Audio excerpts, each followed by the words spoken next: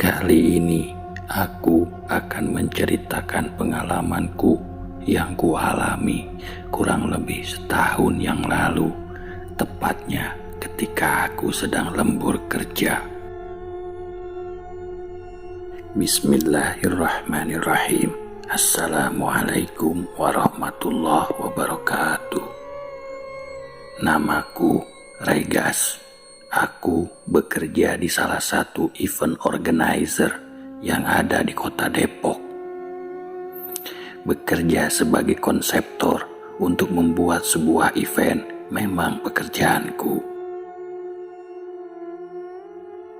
Minggu itu, salah satu teman kerjaku sedang sakit dan mengharuskanku masuk untuk bekerja.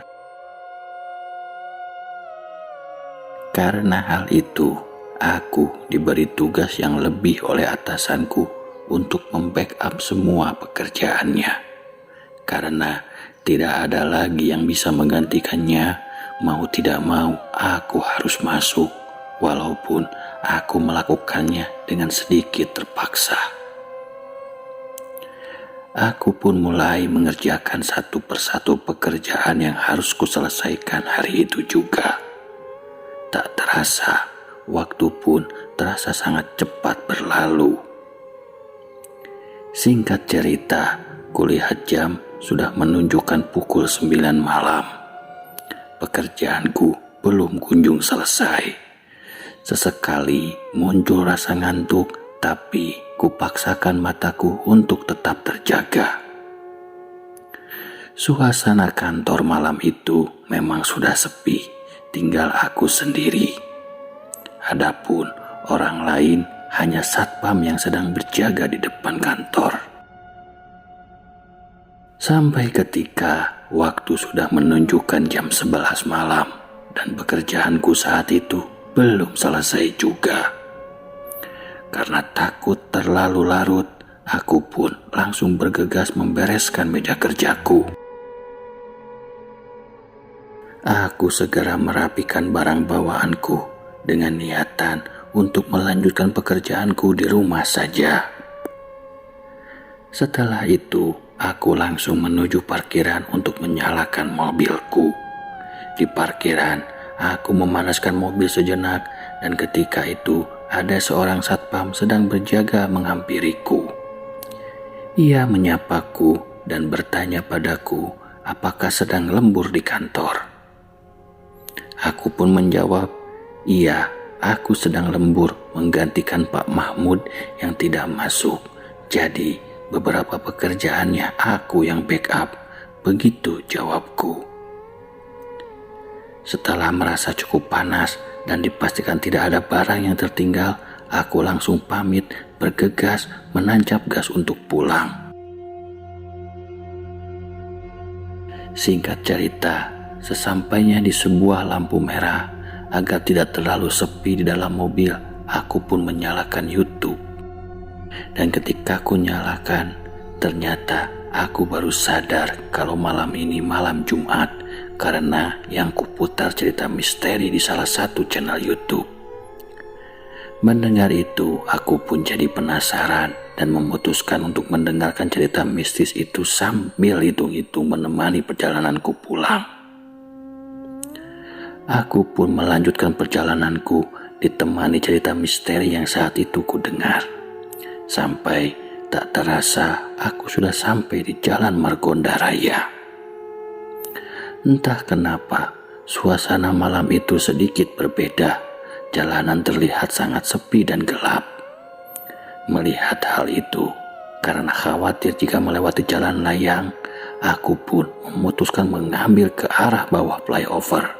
Karena setahuku biasanya masih ada pasar malam yang buka di sekitaran jalan sana.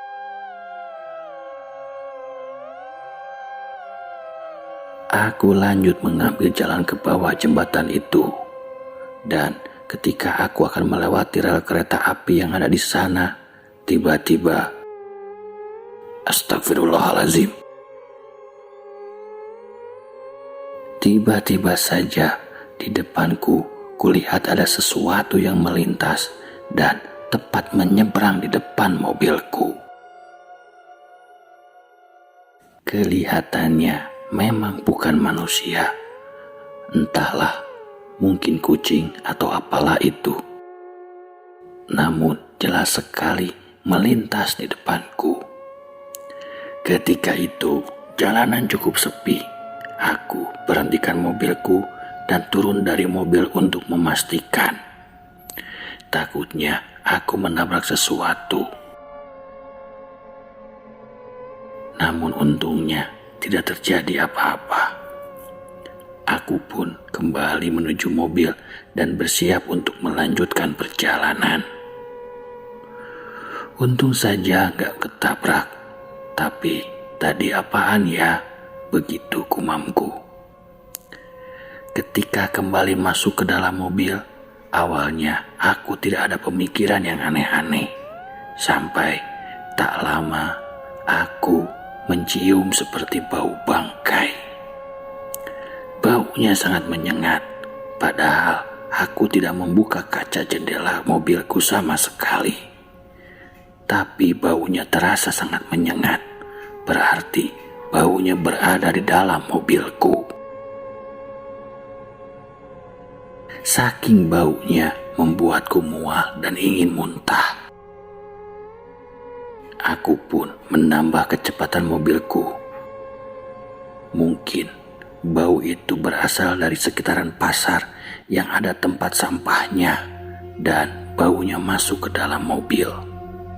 Aku berusaha untuk berpikir positif. Singkat cerita, aku pun sampai di depan komplek rumahku. Ketika masuk komplek, sebelum menuju rumah, aku sengaja mampir ke sebuah warung yang buka 24 jam, di mana di sana bisa membeli kopi. Ya, hitung-hitung sekedar untuk menemaniku melanjutkan deadline kerjaku di rumah. Aku pun turun dari mobil, dan ketika itu mobil sengaja tidak kumatikan karena hanya mampir sebentar saja. Aku berjalan ke arah warung tersebut dan disambut oleh penjaga warung yang memang sudah akrab denganku. "Pak, kopinya 1 ya, dibungkus buat di rumah." Bapak itu tersenyum dan sesekali dia melihat ke arah mobilku, lalu dia melihat ke arahku lagi sambil tetap tersenyum. Dia menengok lagi ke arah mobilku dan melihat lagi ke arahku. "Kenapa ya, Pak? Lihat-lihat terus ke mobil, ada yang aneh?" Enggak Mas, itu si tetehnya enggak sekalian dibeliin kopi juga Mas." "Teteh yang mana, Pak?" "Itu si teteh yang di mobil itu Mas." Refleks, aku pun langsung terkejut mendengar ucapan penjaga warung itu dan langsung melihat ke arah mobilku. Dan ketika kulihat, tidak ada siapa-siapa di dalamnya, kosong. Ini penjaga warung mau jailin gua apa? Atau gimana sih? Bodo amat lah. Tanpa basa-basi, setelah kopi selesai, aku langsung bayar dan segera kembali ke mobil. Tak lama kemudian, aku pun sampai di rumah. Aku buka pagar rumah, lanjut memarkirkan mobilku. Setelah turun, aku masih teringat kata-kata si penjaga warung tadi tentang sosok teteh-teteh yang ada di mobil.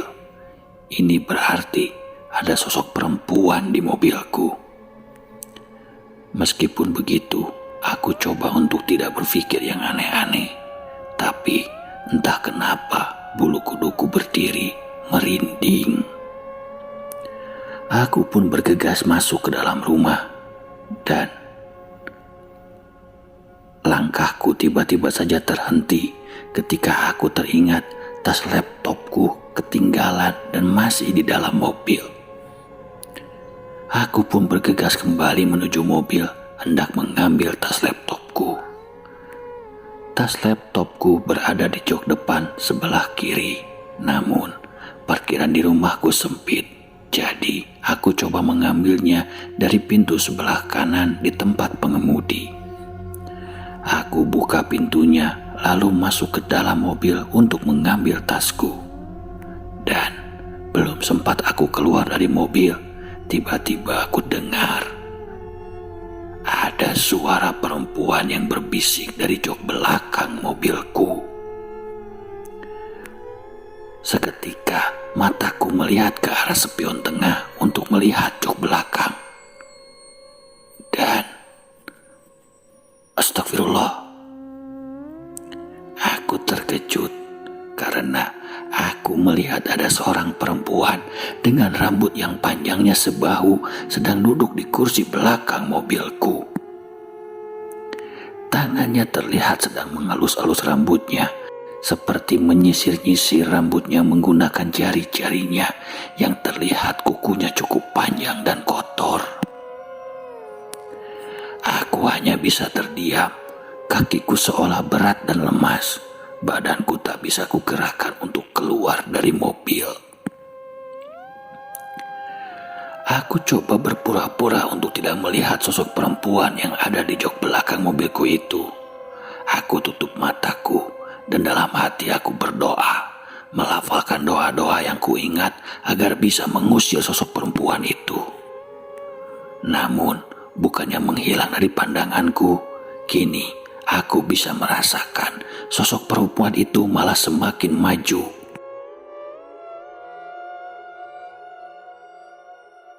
Dia mencondongkan badannya ke arah tempat dudukku.